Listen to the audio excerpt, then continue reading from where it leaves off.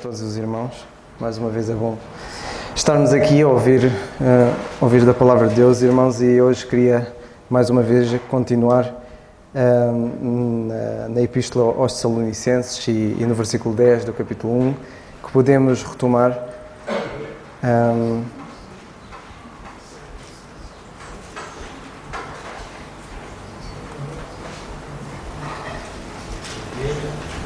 Então, primeira Epístola aos Tessalonicenses, capítulo 1, e vou então ler desde o versículo 6, que diz assim: E vós fostes feitos nossos imitadores e do Senhor, recebendo a palavra em muita tribulação, com gozo do Espírito, de maneira que fostes exemplo para todos os fiéis na Macedónia e Acaia. Porque por vós soou a palavra do Senhor, não somente na Macedónia e Acaia, mas também em todos os lugares a vossa fé para com Deus se espalhou, de tal maneira que já dela não temos necessidade de falar coisa alguma. Porque eles mesmos anunciam de nós qual a entrada tivemos para convosco, e como dos ídolos vos convertestes a Deus, para servir o Deus vivo e verdadeiro, e esperar dos céus o seu Filho, a quem ressuscitou dos mortos, a saber, Jesus, que nos livra da ira futura. E então, hoje, irmãos, queria continuar um pouco a falar acerca da esperança, e vemos que esta epístola é toda dedicada à boa esperança, e isto para continuar, se ir relembrando, a última vez foi falado acerca daqueles que não têm esperança, ou que até podem ter alguma esperança que é uma ilusão. Eu ouvindo, por exemplo, alguns da minha área de tecnologia e ciências e por aí fora, muitos que não tendo esperança acerca da vida eterna deles, alguns até pensando e tendo a ideia que quando morrerem acabou, mas eles, muitos, que até mesmo humanistas, acreditam que pode haver uma esperança para a humanidade, que de alguma forma nós ou poderemos conseguir superar a morte, ou de alguma forma poderemos conseguir superar de alguma forma a matéria ou o tempo, ou podemos, com a evolução da tecnologia, acreditam que o homem de alguma forma vai conseguir superar isto. E muitos têm esperança em várias coisas, e a esperança deles é continuar a viver esta vida. Acham que de alguma forma a vida que têm, ou a vida que a sociedade hoje em dia tem, de alguma forma vai evoluir, de alguma forma vai melhorar, que de alguma forma nós vamos conseguir fazer com que o planeta esteja melhor, como se nós tivéssemos influência em alguma coisa, e que de alguma forma vamos superar isso tudo e vamos ser conquistadores, colonizadores, o que quiserem, e que vamos conseguir, de facto, de alguma forma acham que vamos conseguir ganhar a eternidade de alguma forma, e que de alguma forma vamos conseguir ter alguma influência sobre este mundo, sobre o universo, o que for,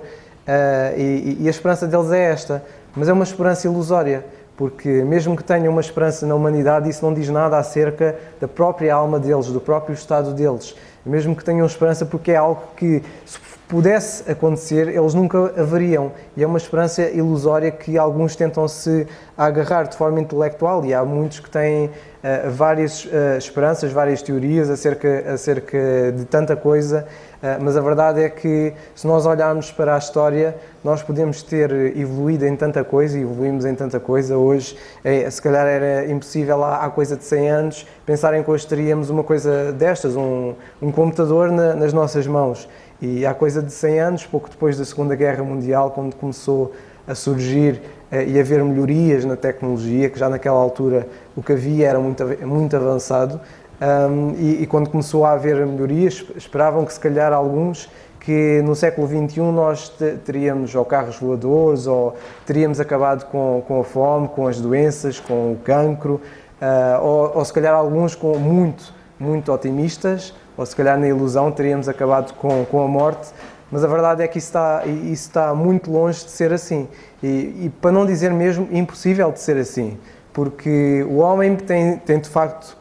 melhorado muita coisa. Deus deu-nos a capacidade de nós de facto conseguirmos fazer até boas coisas, aparentemente, mas continuamos a ter o mesmo problema de sempre, que é o problema da morte. E por muitas evoluções que a gente tenha na tecnologia, na medicina, na biologia, a verdade é que continuamos a ter os mesmos problemas. não fosse nós termos a guerra entre a Rússia e a Ucrânia. Como é que é possível, se calhar, uma sociedade como nós, tão avançadas em comparação há 100 anos atrás, estarmos tão atrasados numa coisa tão simples, que é ter uma guerra, um conflito para quê? O que é que esse povo vai ganhar? O que é que os outros que estão em guerra ou estão a ser atacados ou invadidos, o que é que vão ganhar ou perder? E de facto o homem, ainda assim nós vemos que com tantas melhorias na tecnologia continua a haver problemas de conflitos, continua a haver pecado, continua a haver mentira, continua a haver ilusão, confusão e de facto tudo isto continua igual ou poderíamos dizer se calhar até pior, porque era esperado que tivéssemos melhor, mas vemos que de certa forma até moralmente estamos a regredir. E nós vemos isto na nossa própria sociedade, vemos se calhar os irmãos mais velhos notam a falta de consideração ou de respeito ainda mais do que se calhar há alguns anos por parte dos mais novos, a falta se calhar de civismo. É verdade que estamos numa era de informação em que hoje em dia é muito fácil sabermos notícias de tudo e mais alguma coisa, mas as notícias que ouvimos é que de facto isto não está melhor. E para não dizer que está a ficar ainda pior. Mas a nossa esperança, irmãos, e é esta esperança que nós temos de partilhar e falar, é de facto uma esperança acerca da vida eterna. E é isto que temos de ajudar a fazer tantos perceber, temos de fazê-los ouvir e entender que de facto a nossa esperança não é aqui, porque a nossa vida é curta. Por muita influência que tentamos fazer, se de facto mais nada existe, se o céu não existe, não vale a pena fazer o que quer que façamos, ou mesmo que tentamos fazer melhorias na sociedade, melhorias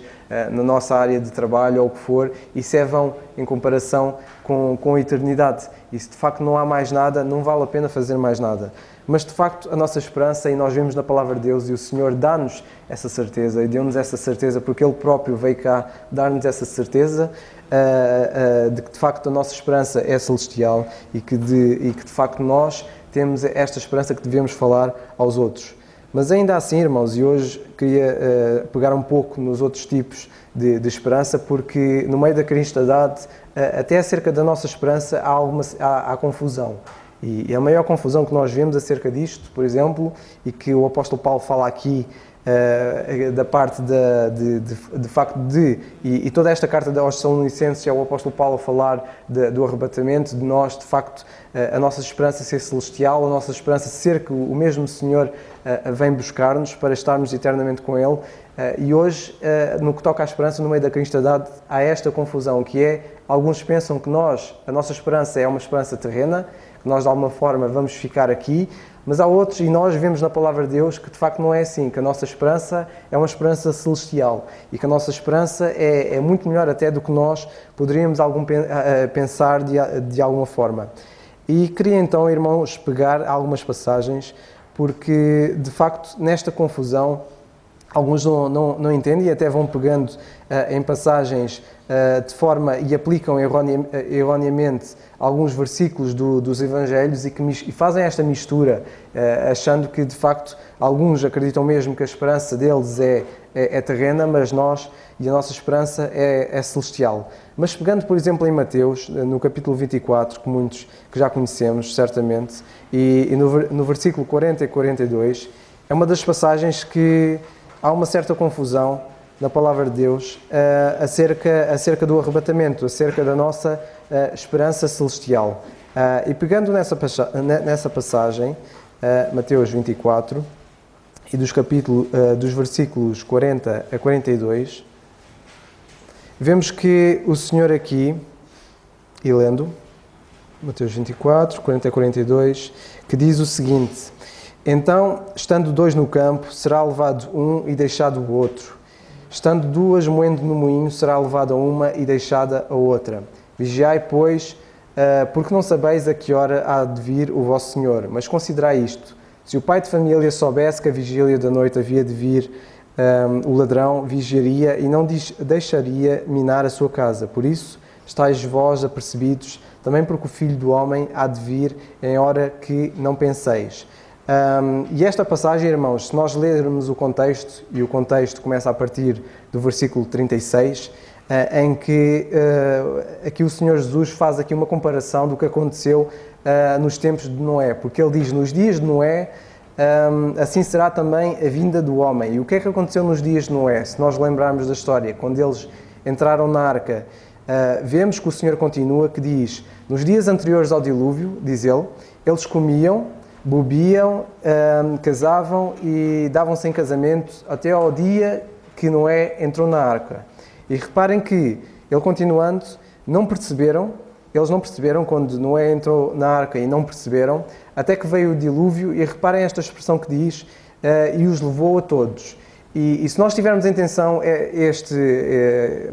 poderíamos dizer paradigma ou padrão em que o Senhor Jesus usou, que foi os dias de Noé, ele diz, olhem para os dias de Noé. Nos dias de Noé, quando Noé entrou na arca, veio o dilúvio, e o que aconteceu no dilúvio levou-os a todos. E nós, se lermos a história de Noé, sabemos que aqueles que foram levados, o que aconteceu é que eles foram mortos. Aqueles que estavam lá, que ficaram lá, eles foram mortos pelo dilúvio. E o Senhor faz esta comparação e ele depois continua. Ele depois diz, pegando na mesma passagem, que é o que já lemos no versículo 40, ele diz que, estando dois no campo, será levado um e deixado o outro. Ou seja, se nós tivermos em mente o que aconteceu nos dias de Noé, aqueles que ficaram foram mortos pelo dilúvio, da mesma forma ele faz este contraste aqui, que estando num campo, um será deixado e outro será levado. Então aqueles que serão levados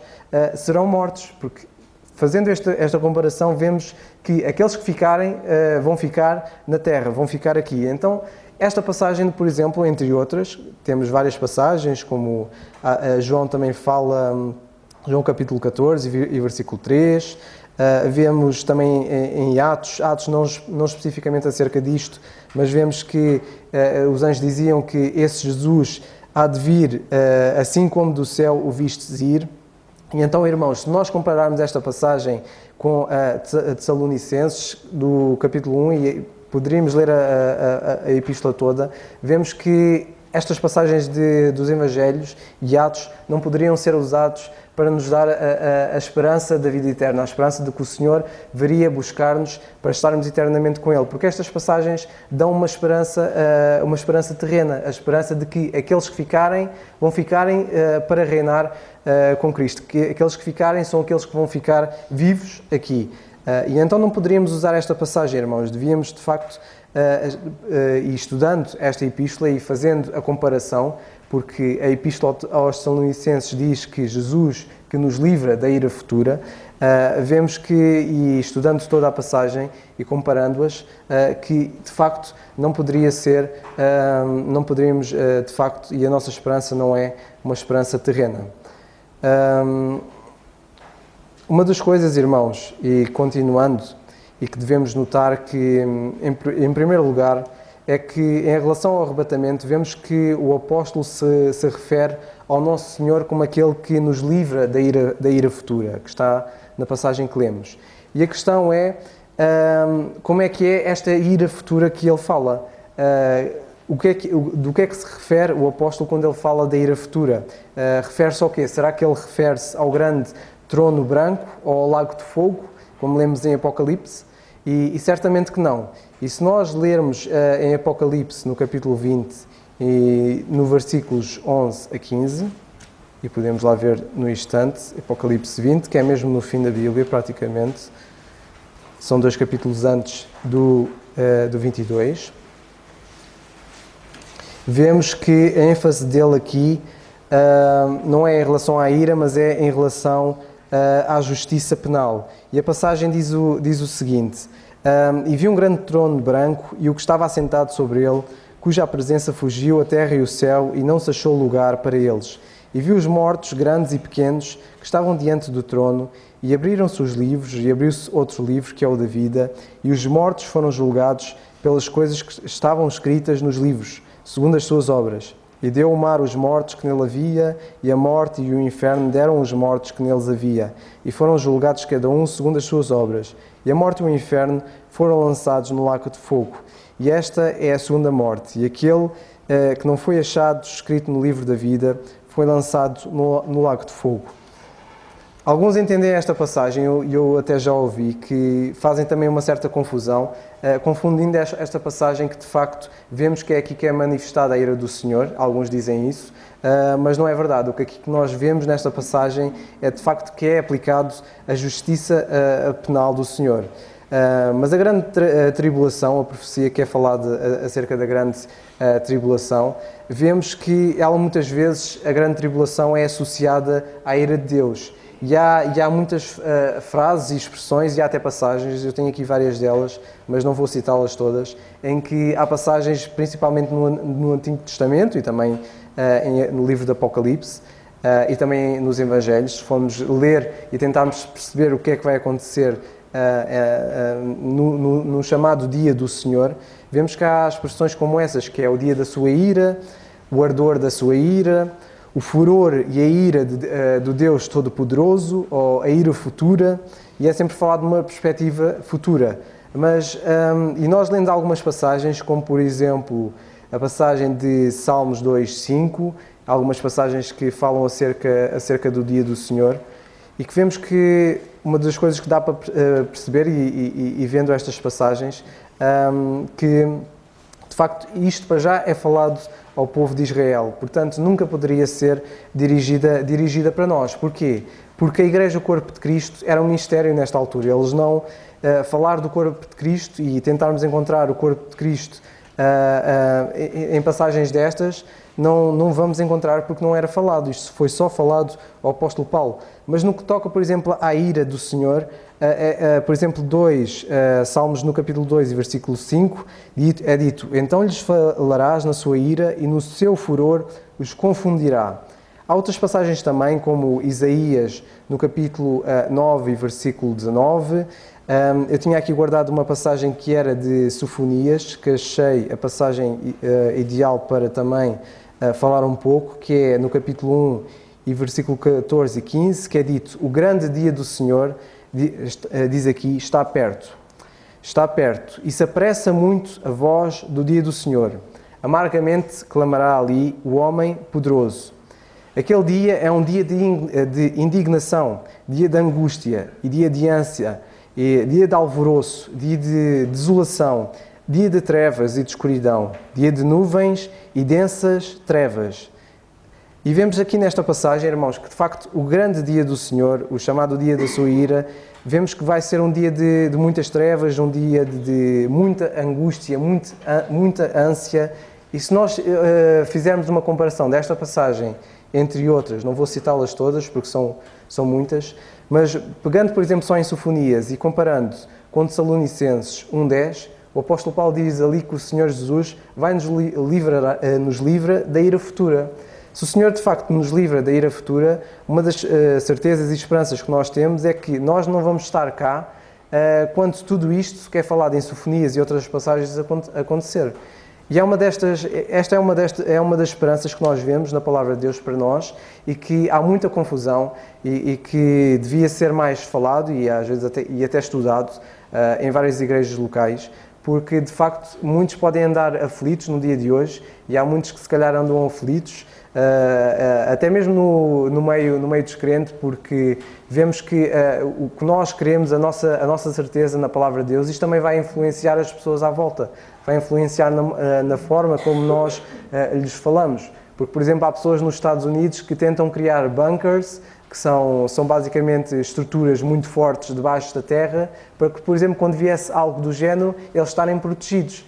Mas nós vemos na Palavra de Deus que nenhum homem, no dia da ira do Senhor, vai estar protegido, seja de que forma for. Porque a ira do Senhor vai ser de tal forma e cair sobre as pessoas de tal forma que as pessoas vão andar desesperadas pela vida deles. E até Apocalipse fala de pessoas quererem tirar a sua vida e não conseguem, de tal desespero que vai haver no dia do Senhor, no dia da sua ira, vai ser um desespero tal que as pessoas próprias vão querer acabar com a vida delas e não conseguem, e vão andar ansiosas e angustiadas. Mas nós, irmãos, vemos que o apóstolo Paulo e que o Senhor, através dele, mostra-nos que ele vai nos livrar de todas essas coisas. Nós não vamos estar aqui presentes, mas ele dá-nos algo melhor. E o nosso foco não é que nós vamos estar aqui no dia da ira, vamos estar aqui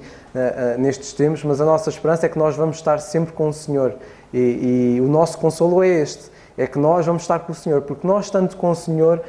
poderíamos estar na pior situação, e vemos que nós, até hoje no dia-a-dia, cada um de nós tem os seus problemas, as suas doenças, os seus anseios, as suas angústias, mas nós podemos estar descansados porque estamos com o Senhor, e o nosso consolo e a nossa esperança é que, de facto, é o Senhor que nos vale de tudo. Independentemente de qualquer situação, poderíamos estar na pior situação. Se nós estivermos com o Senhor, estamos bem, porque, de facto, o Criador de todas as coisas, Ele, de facto, importa-se connosco, e Ele quer estar connosco e quer ter uma comunhão íntima connosco. Daí ser esta a nossa esperança. Mas no que toca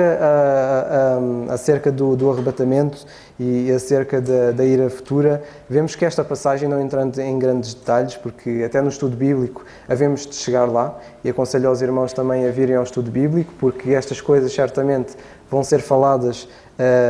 com muito detalhe, mas sendo um pequeno resumo, vemos que esta passagem de Tessalonicenses mostra-nos e dá-nos qual é a nossa esperança hoje, que é a esperança que o Senhor virá buscar-nos para nós estarmos eternamente com Ele, e não vamos passar pelas dificuldades que no meio da cristandade hoje muitos falam. Para terminar, irmãos, e não me resta muito tempo, vemos que ao longo das Escrituras, a esperança e chamada de Israel e das várias passagens que já citei,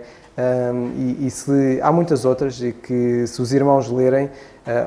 por exemplo, Gênesis é falado acerca disto, Isaías também fala muito, os próprios evangelhos falam acerca disto, porque se nós formos ler as várias passagens que falam acerca disto, nós vemos que a esfera do povo de Israel e a esperança deles é uma esperança terrena, e vemos que até o próprio Senhor Jesus Cristo, quando agiu e esteve cá neste mundo, vemos que a esfera dele era uma esfera terrena, era uma esfera focada para o povo de Israel, para o reino dos céus, que ele falava muito, e vemos que a esperança deles era aqui, era a esperança que eles tinham em comparação connosco, que a nossa esperança, de facto, é uma esperança celestial. E é importante fazer esse contraste, e se os irmãos quiserem, tenho várias passagens para fazerem e para compararem qual é a esperança do povo de Israel e a nossa, para perceberem que de facto há diferenças. E se nós não vermos estas diferenças, irmãos, o que vamos ter aqui, vamos ter contradições na palavra de Deus, porque de facto há aqui coisas que diferem. E se nós não conseguimos distinguir o que é diferente, uma coisa que nós vamos ter é contradições, porque há passagens que falam da nossa esperança ser celestial, ser no céu, mas há outras que dizem na terra. Então o que é? Nós vamos ficar na terra ou vamos estar no céu? E se não houver essa distinção, certamente que nós vamos ter na palavra de Deus contradições e até diria contradições irreconciliáveis, se nós não estudarmos e não vermos estas diferenças. Vemos que, por exemplo, acerca do Senhor também, enquanto o Senhor estava na terra, vemos expressões que Ele utilizava e que Ele utilizou, por exemplo, em Mateus no capítulo 15, versículo 24, em que Ele diz que Ele foi apenas enviado às ovelhas perdidas da casa de Israel. Ele aqui nem sequer fala de igreja corpo de Cristo. Ele não fala de nós como um corpo, não fala de nós como pertencendo a Ele como um corpo, mas Ele fala, e naquela altura o que Ele pregava era de facto as pessoas arrependerem-se porque era chegado o reino dos céus. E vemos que as curas e os milagres que Ele fazia eram sempre limitadas, por assim dizer, não que Ele fosse limitado, mas Ele estava só abrangido ao que Ele diz às ovelhas perdidas da casa de Israel. E vemos então que de facto, se o nosso Senhor, enquanto na terra, Ele falava acerca das coisas que eram referentes ao seu povo aqui, vemos que nas epístolas do apóstolo Paulo vemos um contraste completamente diferente. E é interessante, irmãos, porque as cartas aos Tessalonicenses são logo das primeiras cartas que o apóstolo escreveu, e vemos que as primeiras cartas são as cartas que falam das coisas que vão acontecer no fim. Quando o corpo de Cristo estiver completo, o que vai acontecer, nós vamos ser, de facto, arrebatados e vamos estar presentes sempre com o Senhor. E vemos que é importante fazer estes contrastes, irmãos, e conseguirmos estudar a Palavra de Deus para conseguir fazer essa comparação. E vemos que, de facto, o Senhor, no seu ministério terreno, o seu ministério terreno era aqui limitado. Portanto, irmãos, o que eu, pelo menos, e a mensagem que queria aconselhar e dar a todos os irmãos hoje é que nós hoje devemos estar consolados, e é importante nós estudarmos e lermos e relermos todas estas coisas, principalmente quando passamos necessidades. É fácil eu estar aqui deste lado e eu não tendo aparentemente nenhum problema, dizer que nós devemos estar firmados no Senhor, mas a verdade é que estes irmãos, quando tiverem algumas dificuldades e problemas, e todos nós temos, sejam elas qual forem, aconselho-vos a lerem a Epístola aos Tessalonicenses, leiam o capítulo 1, porque o capítulo 1 e toda a Epístola é consolador, porque nós vemos que aqueles irmãos lá eram irmãos que eram perseguidos, vemos que eram irmãos que passavam pelas suas dificuldades, vemos que muitos deles eram mortos por falar da palavra de Deus, mas ainda assim eles estavam consolados, eles estavam alegres, eles estavam contentes, não havia nada que os deitasse abaixo. Porquê? Não era porque eles eram mais fortes que os outros, não é porque eles eram especiais de alguma forma, não é porque eles eram mais talentosos ou porque eram mais inteligentes, não era isso. Vemos que era porque eles de facto, como o apóstolo diz, eles tinham convertido a Deus para quê? Para servir o Deus vivo e verdadeiro. Eles serviam um Deus vivo, assim como nós servimos um Deus vivo e verdadeiro. E este Deus vivo e verdadeiro, Ele preocupa-se connosco, da mesma forma como se preocupava com eles. E no meio das dificuldades, o Senhor deu-lhes a paz que eles precisavam e a ousadia tal que eles falavam aos outros, mesmo que isso implicasse ter a vida deles em risco. E vemos que a coragem deles não era uma coragem que vinha deles mesmos, era algo que só o Senhor poderia dar. E que o Senhor dava, porque a preocupação deles era servir a Deus, o Deus vivo e verdadeiro. E vemos que eles serviam e tinham a mesma esperança que nós temos hoje, que de facto o Senhor Jesus Cristo, que ressuscitou, Ele de facto nos vai livrar da ira futura, Ele vai-nos livrar de todos os males que temos aqui, que haveríamos de passar na ira do Senhor, para que de facto nós estamos sempre e eternamente com Ele. E isto é o nosso consolo, é a nossa motivação, é aquilo que nós nos devemos agarrar quando temos dificuldades nas nossas vidas, e todos nós temos, e eu não sei o dia da amanhã, hoje estou bem, amanhã não sei o que é que eu poderei vir a ter ou não, mas o que nós devemos estar é, independentemente disso, estarmos sempre confiantes no Senhor. Que de facto, irmãos, o Senhor nos ajude e andemos consolados, que seja sempre Ele o motivo de nós estarmos sempre consolados e de facto esperarmos o Senhor, porque o Senhor veio buscar-nos para nós estarmos eternamente com Ele, e que sejam a palavra de Deus e sejam estas palavras a trazer consolos nas nossas vidas, para de facto vivermos uma vida também quieta e sossegada e paz, porque independentemente dos males, nós estamos confiados no Deus vivo e verdadeiro a quem servimos. Que o Senhor nos abençoe.